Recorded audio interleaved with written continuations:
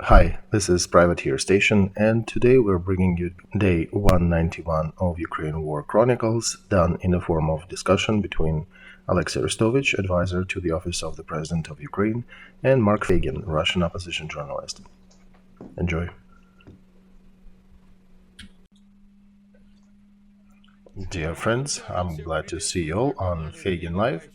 It is Friday, 2nd of September. Time is 4 minutes past 10 in Kiev.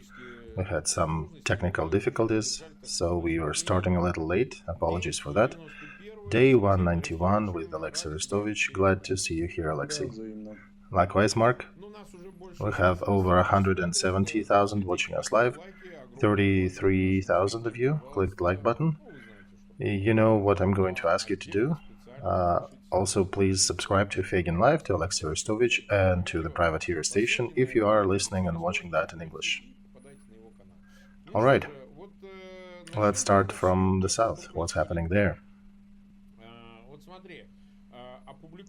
There was a map published. I'm showing it on the screen.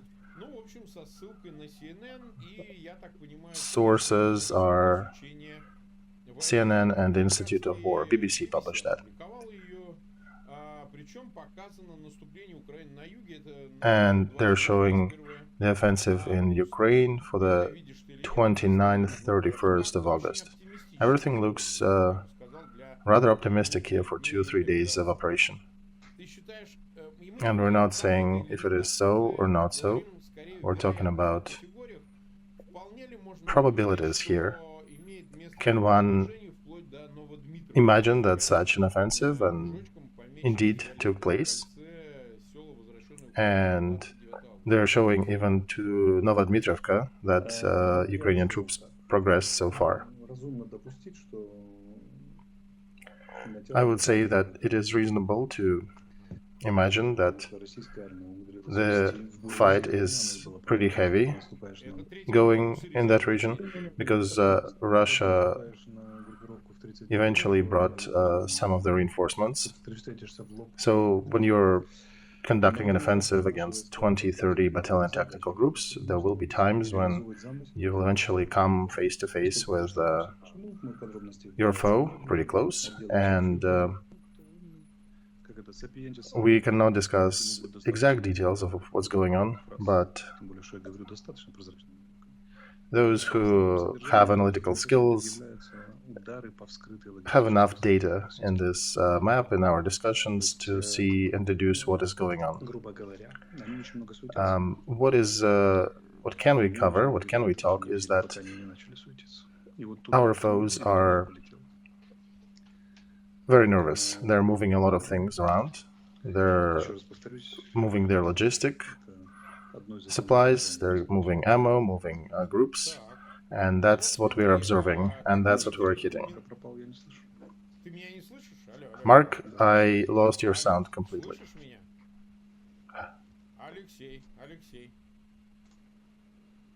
Oh, got your sound back. Okay.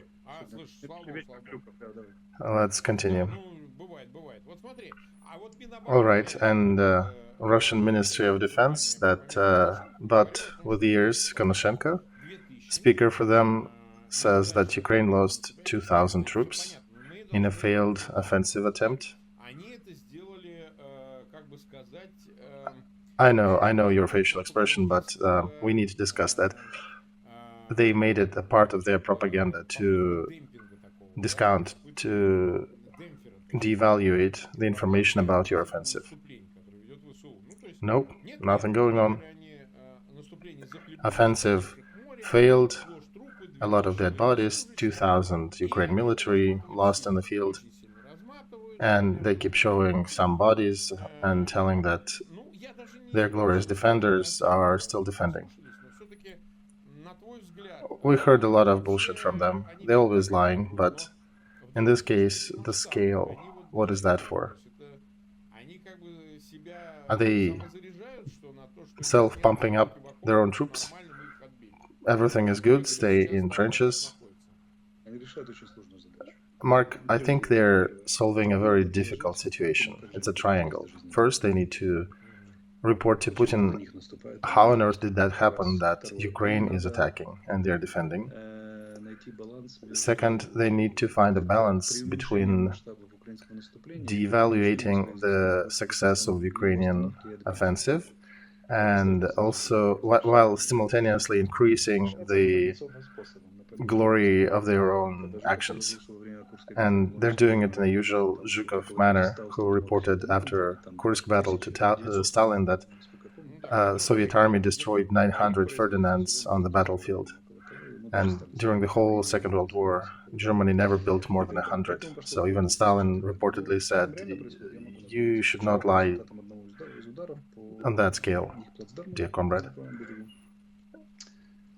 So, speaking of scale, for example, just from one place on the right bank, they took out 3 big trucks with 200s with dead bodies of their military.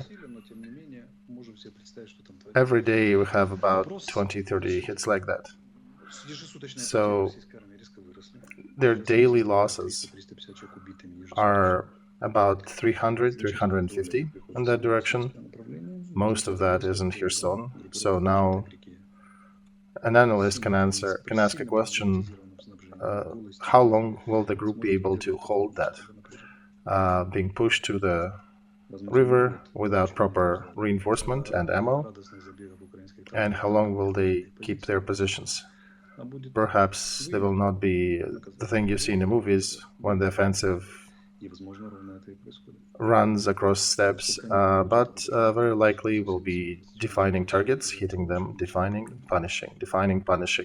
And how long will these 20 battalion groups hold? We'll see.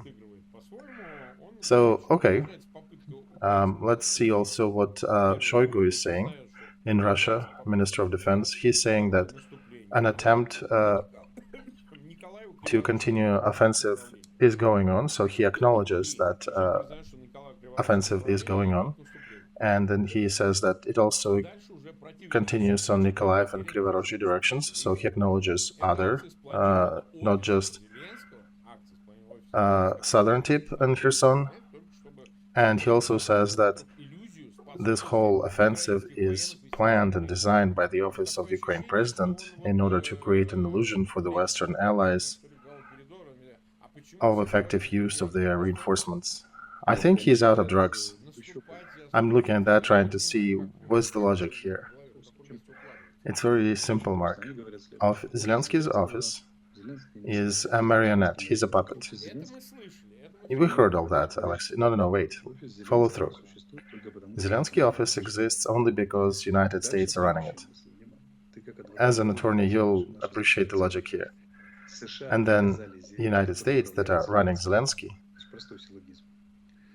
ordered Zelensky to create an offensive to produce an impression on the United States.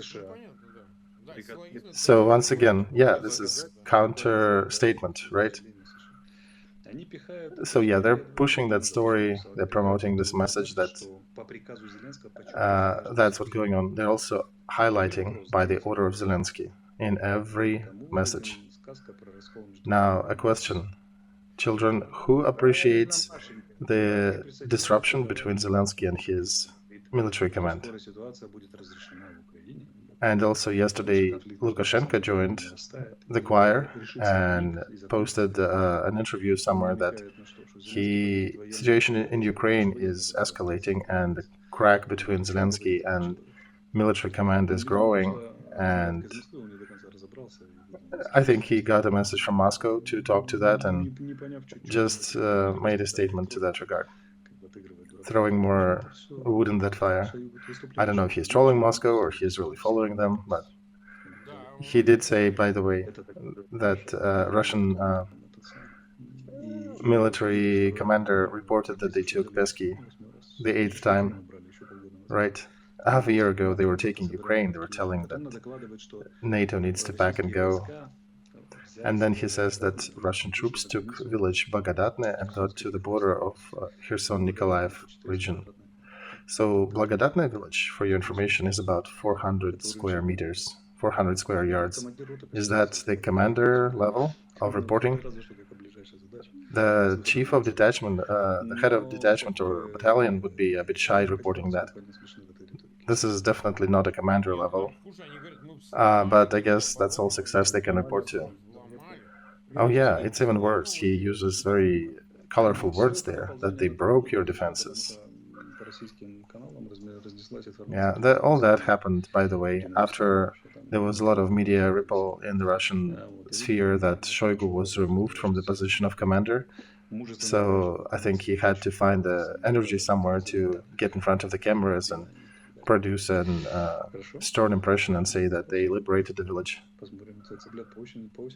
Let's count chickens in autumn. Autumn is nigh, so our president, by the way, did another message today, and the message, has it happened already? Yeah, it did. It occurred.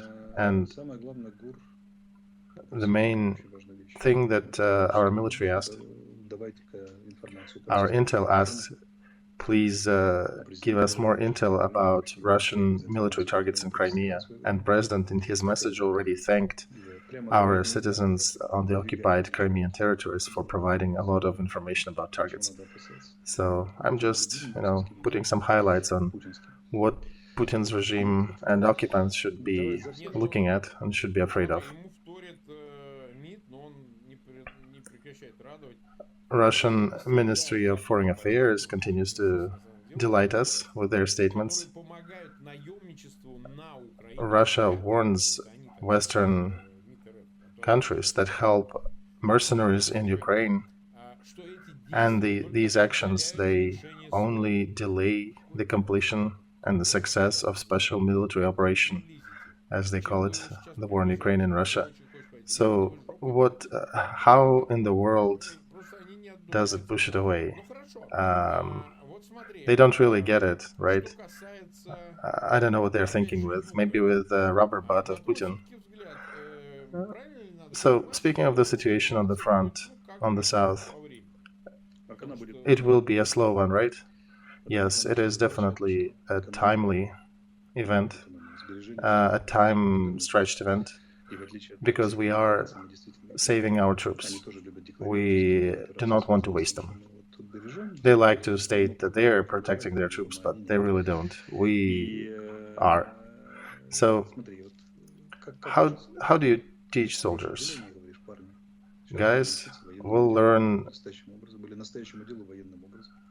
a few military things, and one of the first things that infantry needs to know is to take position.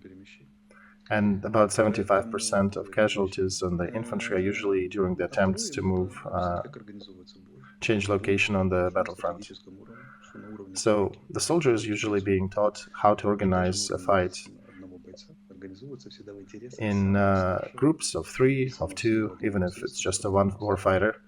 And it is always done in favor of the most effective, strongest weapon that you have.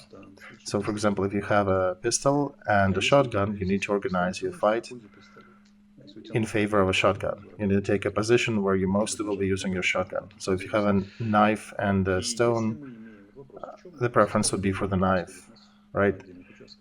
So the next question is, what does Russian army have as advantage? Artillery, right? Some aviation, numbers in artillery, numbers, and the amount of ammo they can use. And where do we have our advantage? We have great intel. Our partisans and intel, UAVs, and people delivering us data are superb. And we also are more effective in very precise artillery. Our artillery, HIMARS and 150mm artillery systems are much more accurate. So that is exactly where how we'll be building our military engagement. HIMARS doesn't need to roll across the steppe and scream hooray. Artillery doesn't need to attack head-on Russian defense positions.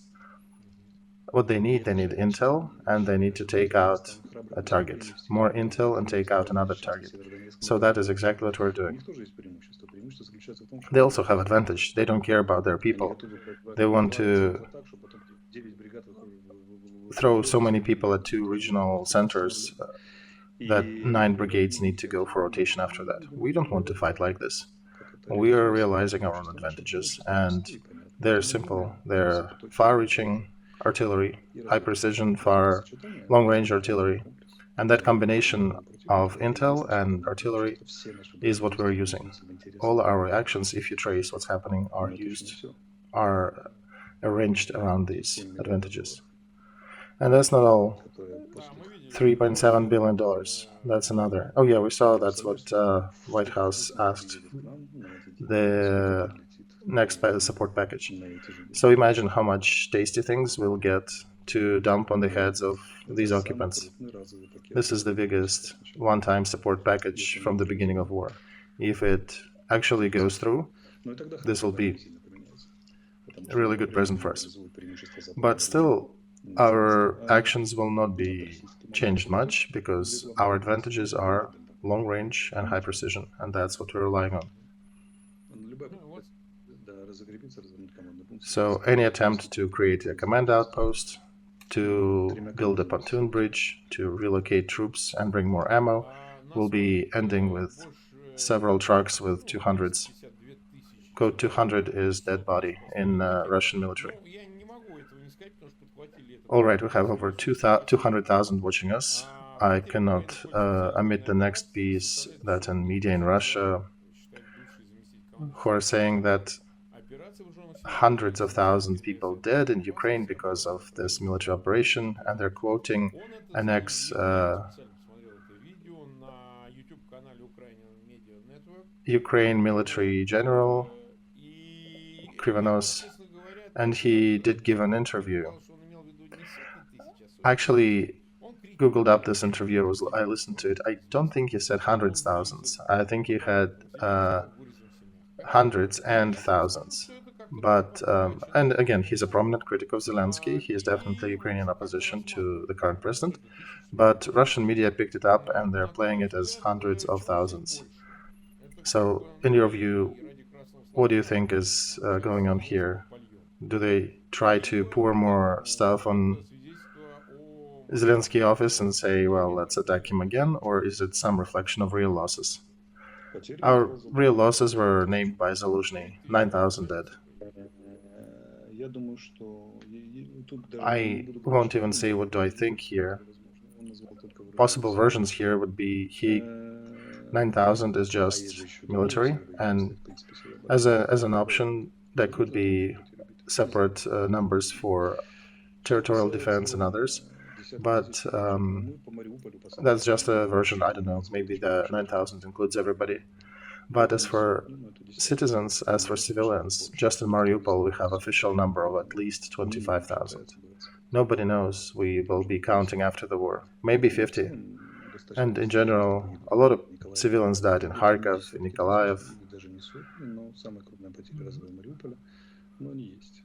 The biggest one-time losses were Mariupol, or one city. But yeah, there are some losses. But as for Krivanos, you think it's more politics here? Mark, I'm not even commenting that figure.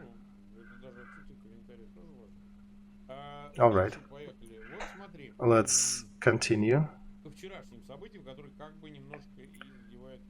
2 more events that are spilling over today. Oh, wait. We have a little more in the front to address. Despite Kherson region that is attracting a lot of attention, we should not discount Zaporozhye and Donetsk, Donbas region, and Kharkov. I need to remind that in the media there was a statement that Putin ordered to take Donetsk region by the 15th of September. So that means that they're already trying. See those arrows? They're trying to be active there. They will absolutely fail. But for 3-5 days, and maybe even for a couple of weeks, they'll have enough forces to continue and escalate the fighting in that front. What will happen after that, given that the cadre fake republics armies are beaten up so hard that there's only 10% left out of their core group. So there's all, and they have a little bit of support that they threw there from Russia, and they'll likely throw them in the same directions. Bakhmut, Mariinka, and the third corps is likely going to be used on the east, not on the south. They might try to push on Zaporozhye, but to warn citizens of Zaporozhye, do not faint. There'll be local tactical fights. So there'll be a lot more events happening around. It's not just Kherson. It's about 2,000 miles of the front line from Kharkov to Kherson. And there already are active things happening on the front. We won't go too deep in the details. We don't discuss every little village where the fight is going on, but the general direction is go from the 12 o'clock on that map to Kramatorsk from Izum, and then on the eastern side continue attacking Bakhmut, Mariinka, and in the bottom Ugledar. So we'll have to mention that, yeah, this fighting continues, and our soldiers are there resisting and holding Putin's occupants at their current front. And active stuff is happening in Kharkov as well. I do need to mention Kharkov, Nikolaev, Nikopol, and other cities, and Bakhmut, who are still there, and Mariinka, that are being hit by Russian military, where the shells are falling and the missiles are flying, where civilians are dying daily.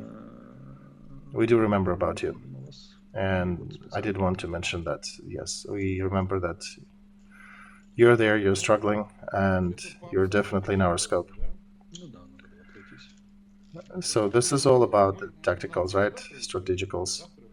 Yes, that's all I wanted to say today about the front. Tomorrow we have another stream, right? Yeah, I personally just think we should not be focusing all attention on Kherson. You realize how it works, that subject is focal point. Yes, Mark, I want to tell you that there is a problem, and we all got sucked into that trap, kind of. The war goes on for 190 days already, and it is a rather slow, gooey action. And it cannot be otherwise, because it's the fight between two third-generation armies. And media environment likes bright events, likes 24-hour cycle. I'm an opponent. I'm in opposition to doing that about the war. I don't think the war should be presented this way. And I'd rather have our viewers focusing on strategic elements, on things unfolding in different parts. And I did have to say that there'll be more events happening on Zaporozhye and on the Eastern Front. We're not here for hype. Okay, so I understand you, and let's then take a look at International Nuclear Commission.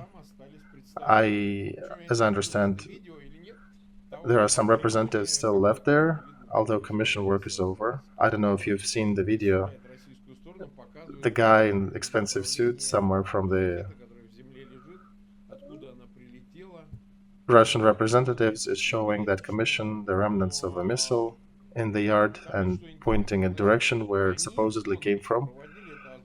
What's interesting is that they're also following the presence of that commission by news that there was an attempt of Ukraine military to take over that nuclear plant, that they landed on some barges and boats, and they destroyed all of them. I think they gave a number of 50 or 60 people.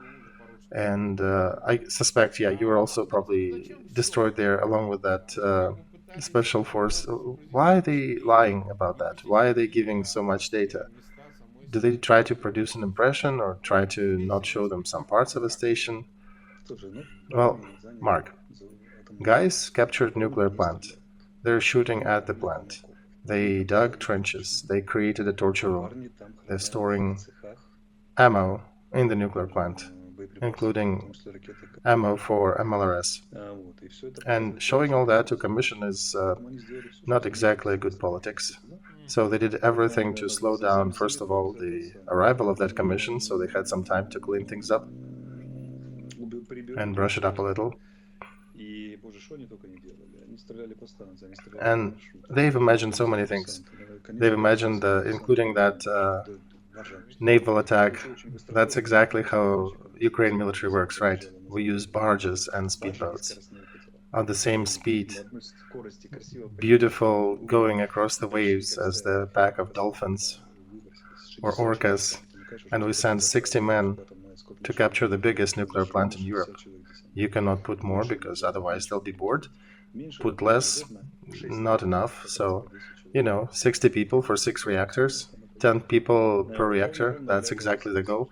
And the fact that there are 3,000 Russians there, that's nonchalantly omitted, right? Because Ukrainian special forces won worth 50. And then we come there and say that you're surrounded. So they played all that circus, and fancy dressed guys from Russia met fancy dressed guys from nuclear inspection.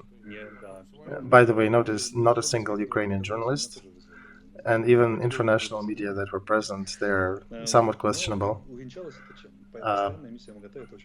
What's good, I think, and in general, the constant presence of a couple of the commission members on that station is good, because one should not be able to shell nuclear station with the International Commission in there.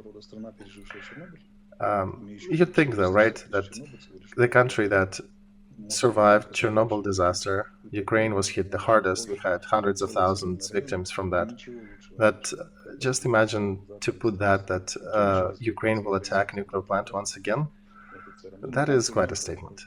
Because Ukrainian military is bored. Let's just shoot our own nuclear plant and then send some mythical assault troops on the barges to try to recapture that. So I don't know.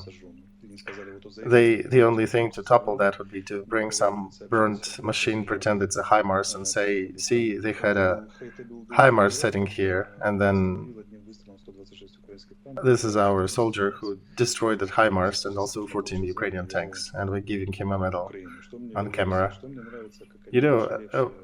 This is a funny element I like. Every time I see in the Russian media them awarding medals to their soldiers, the facial expression of these soldiers is precious. They're standing there in a newly minted uniform, reporting in all the proper details how they created a heroic deed on the front and destroyed 100 tanks with one shot from his armored vehicle. And it is so funny. It's just so smells like fake, looks like fake. Remember back in the Soviet times, there was every Sunday in the morning there was a TV show called Serving the USSR. So yeah, those people who were making that show were much more talented than the ones making these stories on the Russian side now. So now I'm kind of curious, what will International Commission publish after this visit? Well, it's curious. He himself, Grossi, is going back to his headquarters, I don't know where, Switzerland or somewhere. But they did leave a few guys on the plant. I'm kind of divided as to why is he doing that. He's basically creating a situation that he's keeping a couple people there. So maybe to preclude from additional shelling, maybe to leave it as a political statement. Or Mark, how does that how it is evaluated in the ranks on the international legal system if there are hostages kept at the nuclear facility?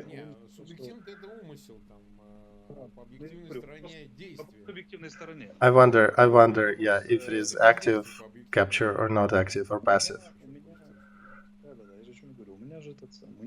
Well, see, we don't know the subjective side. What is the purpose? What is the goal of those people being left behind on the station? They're experts. So we'll see. It's curious to see. It's curious to see what document will they produce. Right now, preliminary, he did mention that the station can work, although there is a risk of destruction. He said, we saw everything we wanted to see. And they were there for what, 2 hours? You realize that it's impossible to walk around that station in 2 hours. It is huge. And second, he says we're not making political conclusions. Okay, fine. But let's see. Because I keep hearing that International Nuclear Commission is the organization fully infiltrated by Putin's regime. Yeah, it is a peculiar topic, but if one is curious, you can bring up the sources of funding for that organization. All that information is available in public in the web. So let's not waste time on that. We've been live for 30 plus minutes. Institute of War, American Institute of War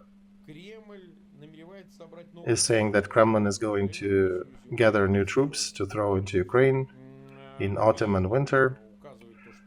And he's stating the same stuff that you said, that Ukraine is shelling Russian logistic lines, and there are 4 active directions and segments on this front. So you think that the topic of possible offensive from Moscow, because we know when Shoigu talks about that, we know how we relate to that, what is our opinion on that, but since the Institute mentioned it, is that topic completely closed? I don't know how they can do an offensive near Kherson, but you did mention that they're trying to maybe achieve the border of Donetsk region in winter, autumn timeframe. By the beginning of winter in those regions, is there any reality to them trying to do any offensive? Mark, I'm giving 10 to 12 interviews a day, so I did tell you, right, how they were creating that 3rd special corps and the brothers of that corps that were never built. Okay, speaking about Russians gathering more troops. The order from Moscow to create 4 military corps was given in middle of April. So 1 per each military district that they have. By the end of summer, they created 1 lightweight corps instead of 4. So this is your trend. You can understand how effective are they in creating these detachments. They figured some additional economic stimulus to try to bait more people to send there, but at the same time realized another piece of news that's coming through, that they're throwing 1,200 conscripts from Petersburg area because they are running out of people. And we're also starting to capture, there are people surrendering on the front that are 55 years plus. So that tells you about the condition of their refitting and rotation and resupply with personnel. So their topic is pretty simple. They're claiming they will be effective and they will continue effective offensive. And they're trying to impress on Europe that the winter is coming, the winter will be cold, and while Europe will be freezing and Ukraine will be tired, they will gather enough troops in Russia, somehow build missiles, repair some tanks, and probably by spring or by the end of winter, we'll have a chance to do another 1 or 2 mega operations that should force Ukraine to surrender or should allow them to take Donetsk region.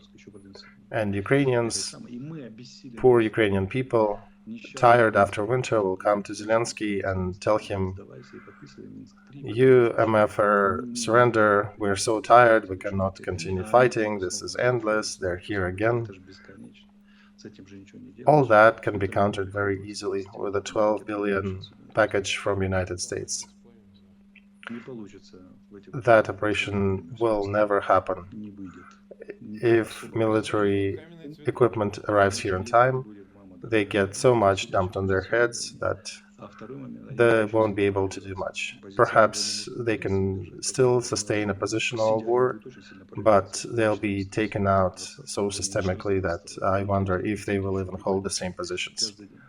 And any offensive that they may try will probably bump into the results of that 12 billion military supply that Ukraine is getting.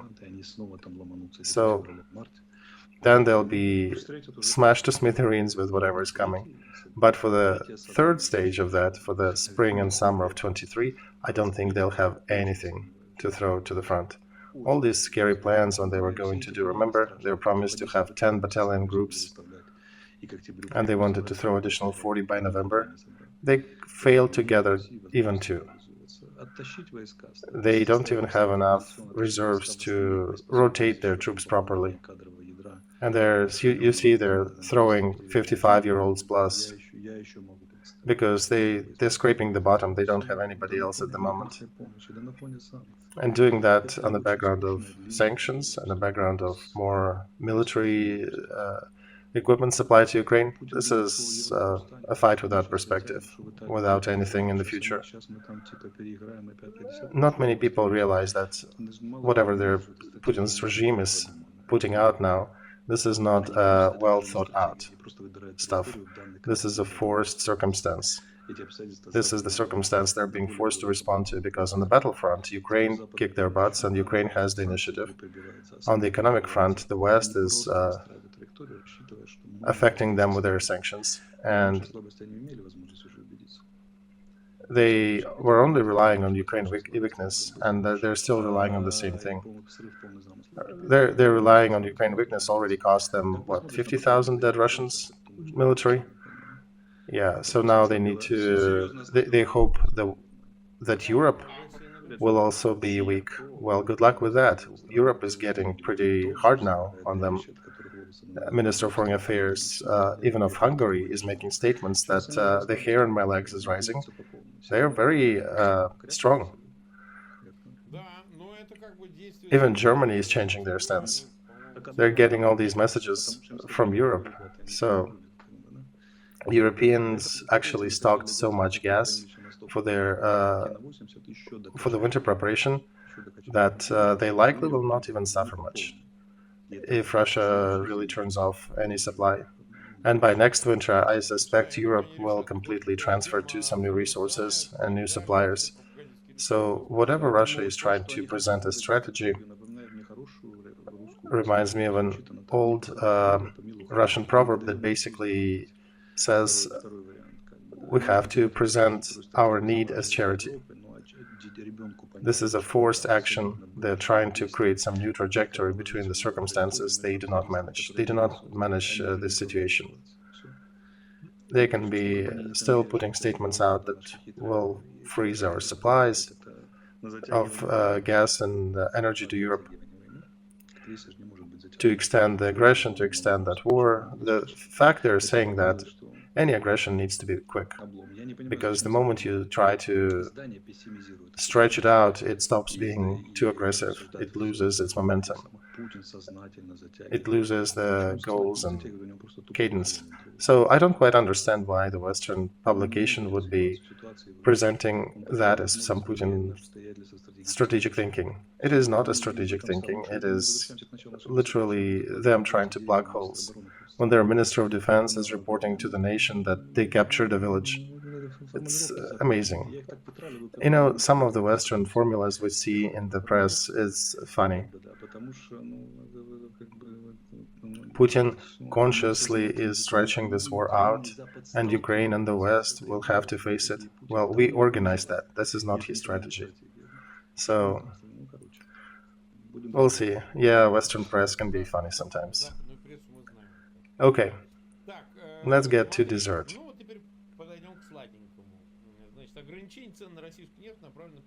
So, Minister of Finance of Japan made a statement that limiting the price corridor for Russian energy is a purposeful action, They established a corridor for prices for the carbohydrates energy supplies from Russia. And Russia is claiming, oh, we'll sell it at a different price to China. No, you won't, because there are limitations and certain sanctions that are applied to Russian energy. So they're figuring out the details of that price corridor. But imagine that'll be $20 per barrel. You cannot sell it more expensive than 20. That'll be quite a hit. Yeah, I don't think it'll be 20, but they'll definitely put Russia to the position where they have to sell oil at a loss, where oil will become expensive to produce and sell for Russia. They will not be making profit, and then they'll be still burning gas and part of what they're mining, because it will be of no benefit, really. And the problem for them is that corridor of prices is not allowing them to create any crisis, fabricate any other crisis in the world to allow for the energy prices to jump. So they're limiting the field for the other countries that could be potential Putin allies in that situation. And we won't point fingers here, but yeah, the countries that may think about playing with prices for oil and gas, they don't want sanctions from G7. So that corridor is definitely a big thing happening.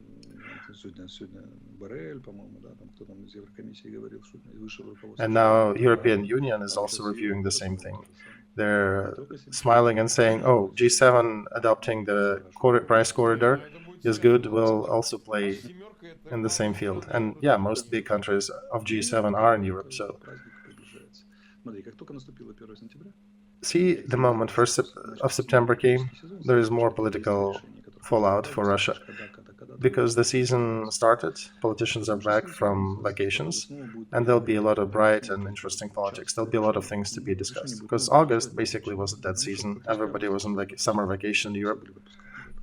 Now things will be happening much faster and more interesting, including for Vladimir Putin with his rubber ass, as he said in the interview.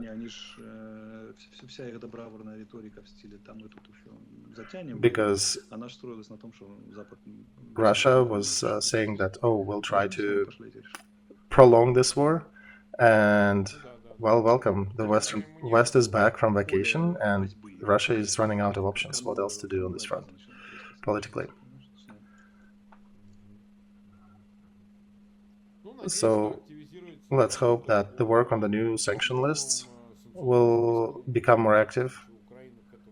I heard Ukraine also sanctioned a few things. Yeah, Ukraine also published 46 in one list, 80-something people in the other list. We're just indicating the persons of interest that are actively supporting Putin's offensive. And yeah, there are his daughters in the list and a lot more people close to him. We've been live for about 43 minutes. Again, guys, please subscribe to Feigin Live, to Olexiy Arestovych, to Privateer Station. The description includes a lot of different links related to the stream. I think we should leave something for tomorrow, right? We have another stream tomorrow at 10. Okay. Today we have a discussion. We have new merch. We have an artist who works a lot in our NFT collections. His name is Evgeny Napadovsky. That is his Instagram. He's an artist from Odessa. Oh, by the way, today is a day, Odessa. It is a city day.